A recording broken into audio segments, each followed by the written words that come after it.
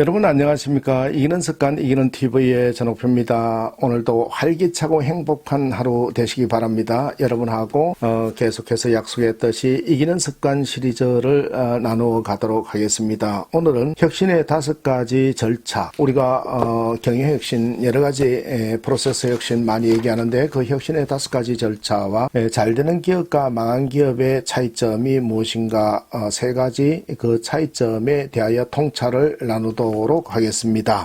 여러분 삶에서 이기고 있으신가요? 창조적 혁신을 위한 5가지 절차. 혁신은 날마다 새로워지는 것인데 조직의 성공을 위해서는 현장에서 맞닥뜨리게 되는 반대를 오히려 즐겨야 할 때도 많이 있습니다. 고통과 인내를 통해서만 새로운 도전과 성취를 이뤄갈 수 있기 때문에 우리가 일선의 지점장이나 현장 담당자들을 논리적으로 설득하기보다는 결과적으로 지체 없이 실행에 옮기고 현장에서 경험을 통해서 접목하는 것이 매우 중요하다 하겠습니다. 창조와 혁신을 만들기 위해서는 5가지 절차가 필요한데 그 첫 번째가 발견인 것입니다. 여러분, 흐르지 않는 것은 없습니다. 그 흐름에서 발견을 해야 된다라는 것입니다. 이 세상은 모두 프로세스의 힘으로 돌아간다 해도 과언이 아닙니다. 창조는 흐름을 관찰하고 무엇이 문제인지 발견하는 것에서부터 출발된다라는 것이지요. 예를 들어 창고 안에 일정 기간 이상 재고가 보관되어 있다라는 것은 돈이 썩고 있다라는 것과 다름이 없다라는 거예요. 바쁘게 걸어 다닐 일이 없다는 것은 반대로 발견해야 할 것 투성이라는 증거인 것이지요. 그러니까 우리가 바쁘게 움직여야 될 부분은 일이 없다는 것이기 때문에 우리가 혁신을 해야 될 대상이다라는 것이고,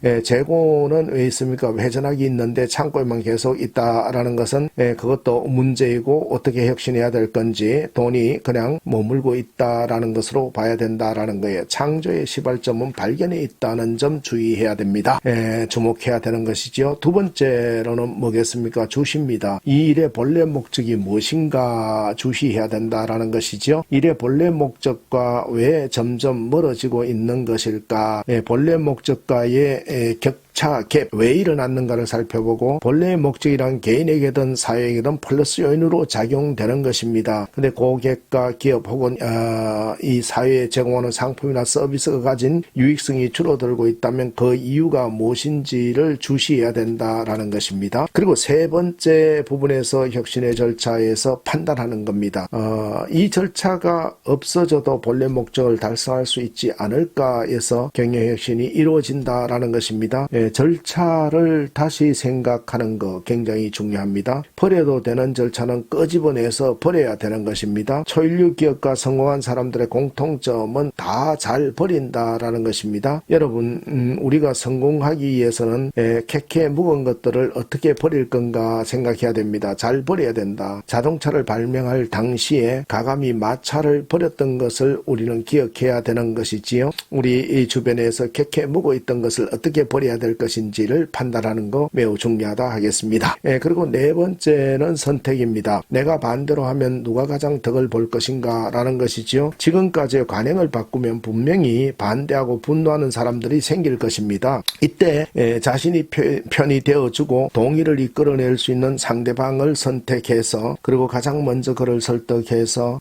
우리는 선택해서 우군을 얻어야 창조적 혁신을 이루어갈 수 있다라는 것입니다. 마지막으로는 중요한 부분이 실행이지요. 부작용과 반대를 무릅쓰고 결행해야 되는 것입니다. 우리가 이기고 창조적 혁신을 이루기 위해서는 시끌벅적하고 요란해야 되는 것입니다. 기업의 구조조정도 시끌벅적하게 마련인 것이지요. 그런데 이제 시끄럽고 요란함에도 불구하고 우리가 결행해야 되는 일이 있지요. 그것이 바로 수술대에서 의사가 상처를 도려내듯이 그런 것이지요. 5가지 절차를 체질화시킬 때 창조가 가능하고, 그렇게 창조된 것은 효용가치가 높아지는 걸 볼 수가 있습니다. 보이지 않는다고 존재하지 않는 것이 아닙니다.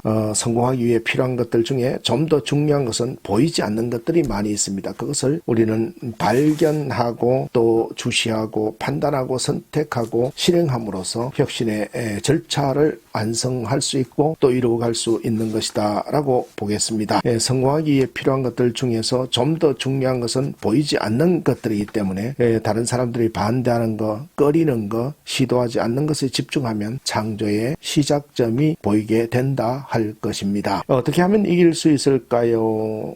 답은 변화에 적응하는 종말이 살아남는다라는 것입니다.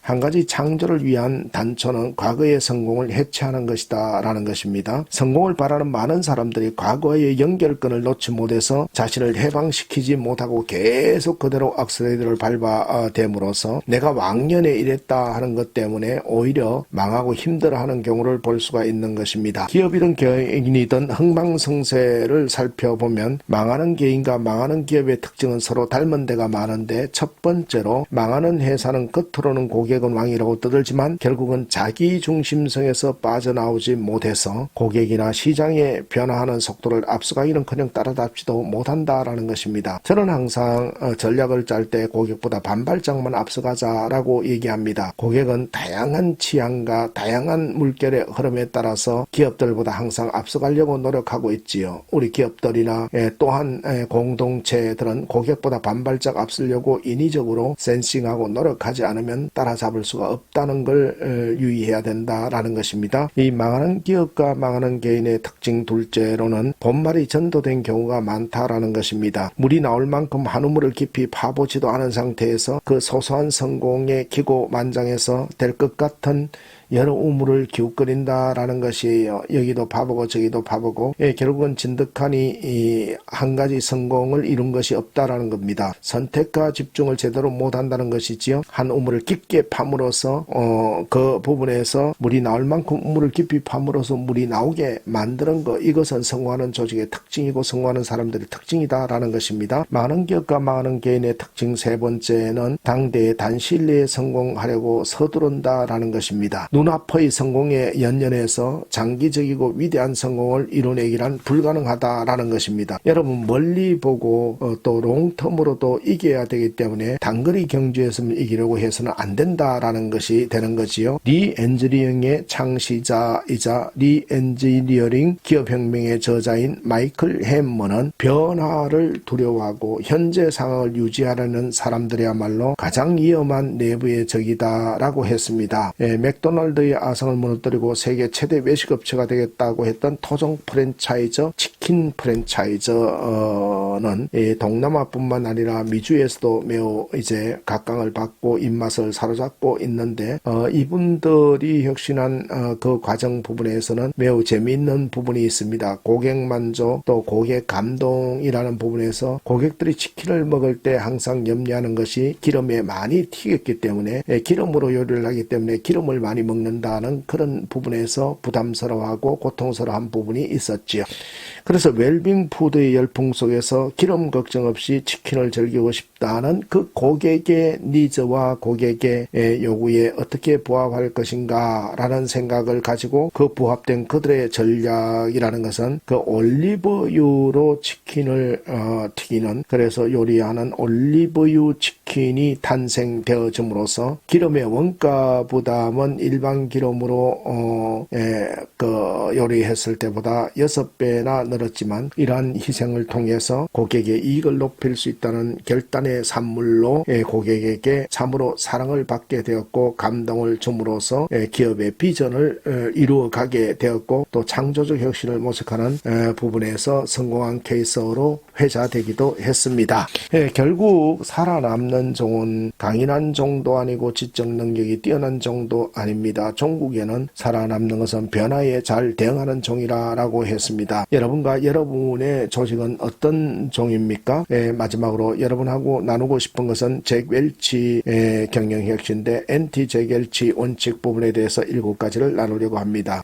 잭 웰치 원칙에서는 시장에서 1등 또는 2등이 되어야 한다 입니다만은 디지털 환경에서 오늘날은 틈새 시장을 찾아 새로운 것을 추구하라인 것이다 라는 겁니다. 두 번째는 몸집을 키워야 산다 이지만은 몸집보다 민첩함이 중요하다라는 것입니다. 세 번째는 주주가 왕이다라는 것에서 안티 재결치 원칙은 고객이 왕이다라는 것으로 바뀌었다라는 것입니다. 네 번째는 내부 긴축 경영을 하라라는 부분에서 안보다 외연 확장에 신경을 쓰라로 바뀌었다. 다섯 번째는 우수한 인재를 고용하라라는 것에서 열정 있는 직원을 고용하는 것이 더 중요하다라는 것입니다. 여섯 번째, 직원들의 실력을 중시하라라는 것에서 직원들의 영혼을 중시하라라는 것입니다. 마지막으로 강한 카리스마를 갖춘 CEO에서 용기 있는 CEO가 중요하다라는 것입니다. 여러분, 우리가 경영 혁신을 하는 부분에서 창조적 혁신을 어떻게 이루어가는가 5가지 절차와 망하는 기업의 특징 3가지를 바라봤고, 안티재결치 경영 원칙에 따라서 4차 산업혁명 시기에 우리가 어떻게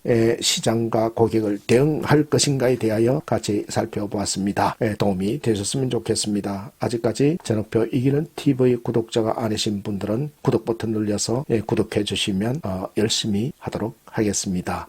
오늘도 활기차고 행복한 하루 되시기 바랍니다. 지금까지 이기는 습관, 이기는 TV 전옥표였습니다.